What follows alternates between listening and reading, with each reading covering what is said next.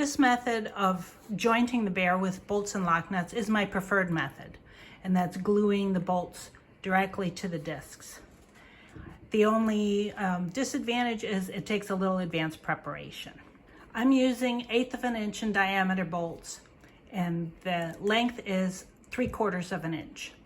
That for me is just the right size, because if we go longer, then they run into each other inside the bear. The joints bump into each other.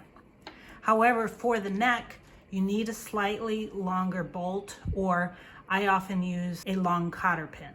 Because of all the extra fabric that is around the joint with the neck, with the head, and then coming into the body, this 3/4 of an inch bolt is just often not quite long enough, and you can't get the nut securely on the end of the bolt when you are putting it inside the head. Most of the time for the neck, I will use a longer T-cotter pin. However, you can find long bolts at the hardware store. So you want a longer bolt, but this one is too long and it'll get in the way of the other joints.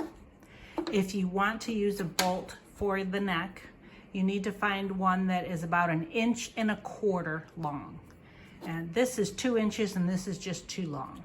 So what I often do is I just use bolts and lock nuts for the limbs, and then I use a T-cotter pin for the neck.